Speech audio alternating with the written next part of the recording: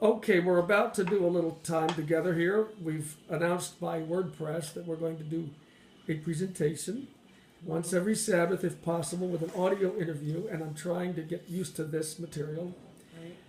And this is a little thing she just got over at Planet Something. This little colorful thing on the left, this bright starry thing, what is that? Yeah, it's just a little starlight, and I put a little thing together with my baby's first roses in between some colorful rocks. Beautiful. And instead of having just a plain big jar, I was like, I'll just put some little colored starlights on there. Beautiful. Yep. And you got a little munchkin, a little funny toy for your kid. Where's that? And I got him a little flashlight, and it has a little mouth that opens up when you push the thing. Yeah, you know he's gonna love it. So I was just trying to teach him new words, and he can say tree and he can say tea, but he said mommy last time, so I'm trying to see if he'll say turtle when I show him this little toy, and which he'll probably think it's cute and try to play with it. So I know, I saw him trying to put his hand in the mouth of one of your little toys the other day. Yeah, his xylophone crocodile, he likes to do it a lot. It's funny. So I got my chance to meet him now twice, briefly, or very briefly at one point, but first time got to. So that was wonderful. What a beautiful little boy. So obviously I'm helping Tamara Clark to the extent possible humanly. We're praying for divine assistance, of course, and we're attempting to get your child back. You know this, but I'm just letting the people know if we end up putting this on WordPress or however we do it. Right. We're putting a book together to try to describe as best we can the details as truthfully as possible about what's taking place in this entire process. We're covering how a judge responds, a permanency worker, your case manager, your service providers, all of them. Yep. And I'm starting to get an understanding of who these different people are, guardian ad litem, and the alcohol and drug, whatever he is, evaluator. / counselor, yeah. Yep. And so maybe we could start with him, since I just mentioned him. What is it a night and day difference between having him as your counselor compared to the other one? Yeah, they're totally have, different things they do. Like Pam is my licensed clinical social worker. No, what I'm referring to the fact that you've got a guy now helping you with the alcohol and drug thing. Is he night and day different from the other alcohol and drug lady that you had? Oh yeah, sorry. Oh yeah, he's way nicer and patient, I guess you would say, than Kathleen was. Does he have a genuine interest in your case? Does he seem very genuine and real compared to the other lady? Yeah. And does he seem to have a less or a non-prejudicial or less prejudicial approach compared to the lady that you decided to replace with him? Yeah, and it wasn't really replaced. He was the only one that wasn't busy at the time anyways, but it just, I don't know. She definitely seemed like she wasn't willing to give me a chance to explain that they had some of the things wrong, and not just like one or two things like they want to try to think, but they had almost all the information wrong. So how can you evaluate someone and teach someone to learn, right?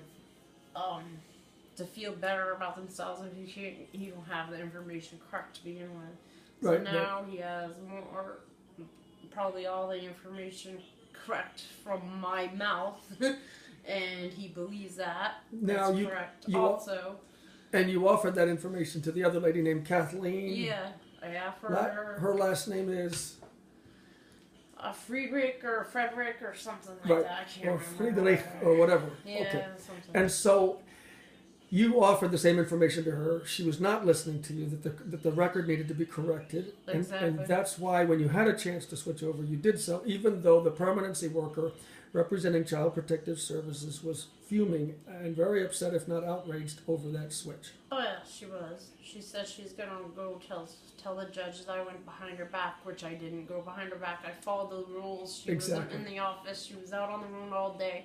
She just came back from vacation, And I called the permanency worker of the day, and the permanency worker made sure that she wasn't going to get in trouble, which is fine, and asked both of their boss. They have the same boss or supervisor of them, and she said, okay, as long as it's in the same behavioral health system. Got it. And that's what it happened to only be him. And since I've been beaten and raped, I didn't think I want a guy, but he seems to be a very good fit for this situation. Let's put it this way. It's better to have a male who doesn't fully sympathize with female situation or experience, who's at least willing to believe your story, compared to a woman who does not believe your story. Exactly. So, by the way, because he's doing it not because DHS is trying to control me.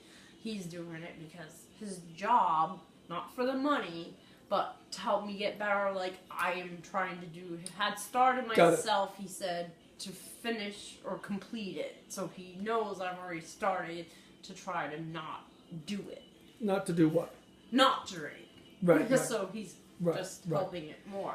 And which is good. That's what I want. Exactly. He's given you a booklet as a different learning method, a book or whatever. Yes, we're doing both computer work and some sort of book work and also regular counseling in between. So it's a mixture of all three things. That is awesome. Yeah. So, by the way, it occurred to me while you were just saying that the permanency worker was upset, but that the supervisor above her was the one that signed off on this. And therefore, if this is brought up by your permanency worker to the judge, which she is threatened to do, just keep in mind that the judge needs to know from your attorney that the supervisor's approval needs to be available at that court date.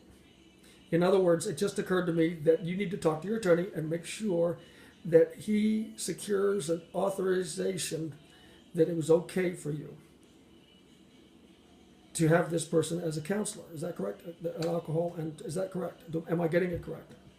I guess so. I mean... She said that you shouldn't have used him at all, or shouldn't have switched over and requested for him.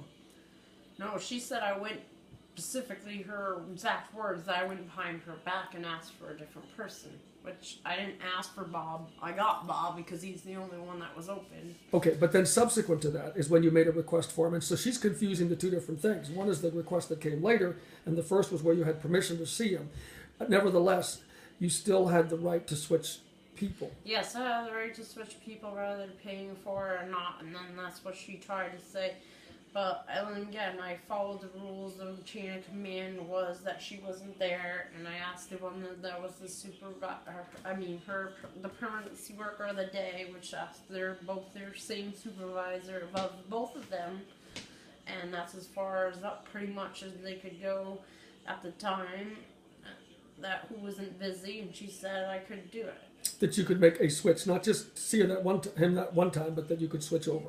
Yeah, that I could have a different person. Rather it be guy or girl, I could have another person do it. Exactly. So that you're basically being bullied here, frankly, by the woman, the main woman in charge of this entire operation, the permanency worker, Deborah Paradis, threatened that the judge will be informed that you were obstinate and rebellious by going behind her back to get a different alcohol and drug counselor. That's alright. I already have proof if my lawyer does his job and subpoenas anyways. But anyways, we have a team meeting coming up, and this will be in front of everyone. Carla, my peer counselor, was in the room with me with their on speakerphone when I called the other permanency worker of the day. So there's already proof that I didn't break the chain, even though she's still trying to say in front of my lawyer again.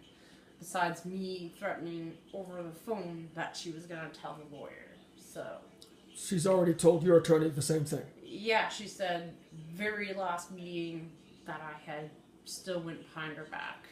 She said that in front of your attorney is what you're saying? Uh-huh. At the group meeting, the last group meeting? Yeah.